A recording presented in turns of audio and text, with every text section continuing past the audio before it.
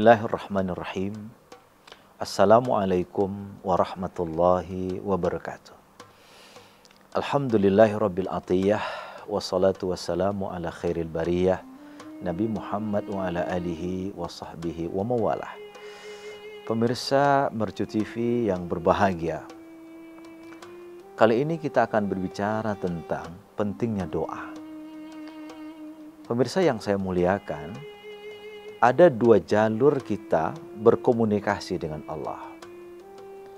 Kalau kita ingin berbicara dengan Allah, maka berdoalah. Tapi kalau kita ingin Allah yang berbicara dengan kita, maka bacalah Al-Quran. Jadi ada dua ya. Yang pertama, kalau kita ingin berbicara dengan Allah, angkatlah tangan berdoa kepada Allah.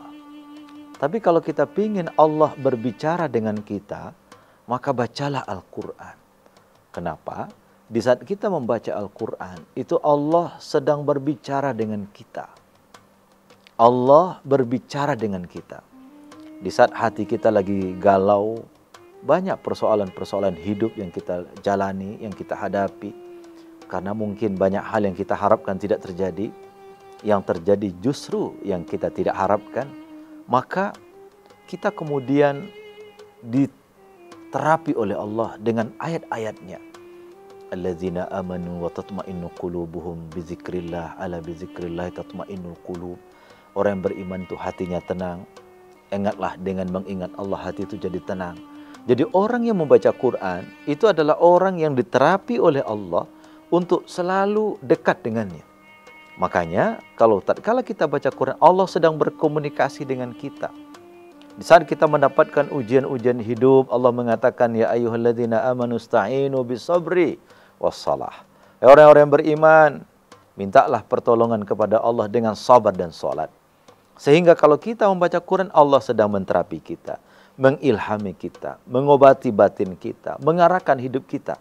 Itu cara komunikasi Allah dengan kita. Tapi kalau kita ingin berkomunikasi dengan Allah, angkatlah tangan kita. Berdoalah kita kepada Allah Subhanahu wa Ta'ala. Di saat kita berdoa, kita sedang berkomunikasi dengan Allah. Tidak ada jalur yang paling cepat untuk menyelesaikan persoalan hidup kecuali dengan doa kepada Allah Subhanahu wa Ta'ala. Ad-du'a silahul mu'minin. Doa itu senjatanya orang yang beriman. Kalau kita ke medan perang, harus persiapkan senjata. Tapi senjata yang paling ampuh bagi seorang mukmin adalah doanya. Nabi Yuna Muhammad SAW, di saat beliau akan menghadapi perang pertama dalam Islam, yang kita kenal dengan perang Badar, kekuatan umat Islam tidak berbanding dengan kekuatan orang-orang kafir Quraisy. Tapi dengan doa-doa yang dipanjatkan oleh Sayyidina Muhammad dalam malam perang Badar itu, menjadi kekuatan yang maha dahsyat. Bahkan dalam doa beliau dalam malam perang Badar itu, beliau mengatakan, ya Rabb in tuhlik hadhil fi'ah ghadan lam tu'bad fil ardi abada. Ya Allah, kalau kelompok yang kecil ini besok engkau hancurkan ya Allah, engkau tidak akan lagi disembah di muka bumi ini. Engkau tidak lagi disembah di muka bumi ini. Dan dengan izin Allah Subhanahu wa Ta'ala, kemudian Allah memberikan bantuan puluhan ribu malaikat datang untuk membela dan membantu Sayyidina Muhammad dalam perang Badar, dan pada akhirnya kemudian kemenangan ada pada pihak umat Islam, kemenangan ada pada pihak Rasulullah Sallallahu Alaihi Wasallam. Oleh karena itu, pemirsa Mercu TV yang saya muliakan, bersandarlah kepada Allah dengan doa-doa kita, dengan munajat-munajat kita. Berdoalah kepada Allah dan engkau yakin bahwa engkau akan dikabulkan oleh Allah segala permohonanmu. Ud'uni astajib lakum. Mintalah kepadaku, kata Allah, saya akan mengabulkan permohonanmu. Apalagi di bulan Ramadan ini. Teman-teman sekalian, pemirsa Mercu TV yang saya muliakan, kalau kita membaca runtutan-runtutan ayat tentang ibadah puasa misalnya, di dalam suratul Baqarah ayat 183 itu, Allah bercerita tentang kewajiban puasa. Ya ayyuhalladzina amanu kutiba alaikumussyam. Ayat 184 bercerita tentang dispensasi yang Allah berikan bagi orang yang tidak bisa puasa. Wa in kuntum maridan aw ala safar. Kalau kita dalam keadaan sakit dalam perjalanan, boleh tidak puasa. Ayat 185 itu bercerita tentang bulan Ramadan sebagai bulan Quran. Ayat 186 itu sama sekali tidak ada hubungannya dengan bulan Ramadan. Baru ayat 187 Allah kembali bercerita tentang bahwa di bulan Ramadan itu dibolehkan bagi suami istri untuk berhubungan di malam hari, di saat mereka berada pada posisi tidak lagi puasa.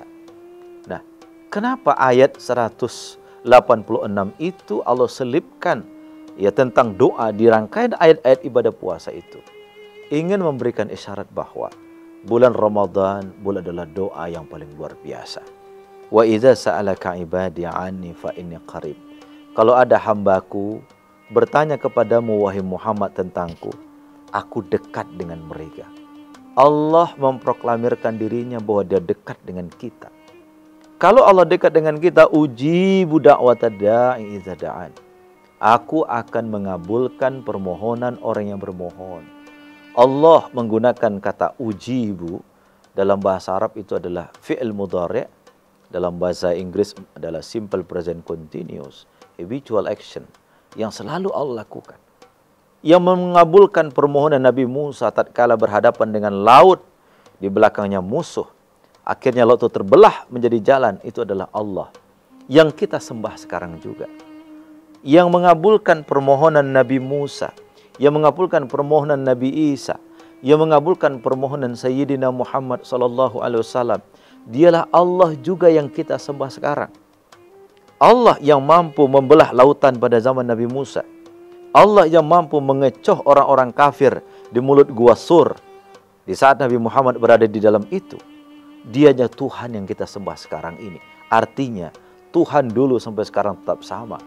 Tergantung bagaimana kita mendekati Allah dengan doa-doa kita. Oleh karena itu bulan Ramadan adalah bulan doa, di mana kita dituntut untuk terus bermohon kepada Allah agar doa-doa kita kemudian dikabulkan oleh Allah Subhanahu wa taala. Berdoalah di saat kita ingin berbuka puasa, berdoalah di saat kita sahur, berdoalah di saat orang-orang kita sedang menjalankan ibadah puasa. Kenapa? Doanya orang yang berpuasa insya Allah dikabul oleh Allah Subhanahu wa taala. Mari kita menjadikan doa sebagai senjata kita. Kita tidak mungkin bisa melawan takdir Tuhan kecuali kita berdoa kepada Allah Subhanahu wa taala. La yarudul qada ila doa. Tidak ada yang bisa menolak takdir Tuhan kecuali kita jemput dengan kekuatan doa. Berdoalah agar kita diberikan jalan terbaik. Berdoalah agar kita diberikan takdir terbaik. Kalau toh diberikan takdir yang mungkin tidak terbaik menurut kita, yakinlah dengan doa kita Allah akan berikan kepada kita yang terbaik. Pemirsa Mercu TV yang berbahagia, selamat menjalankan ibadah puasa dan selamat berbuka bagi siapa yang melaksanakan puasa pada hari ini. Semoga ibadah kita diterima oleh Allah Subhanahu wa taala. Terima kasih. Wassalamualaikum warahmatullahi wabarakatuh.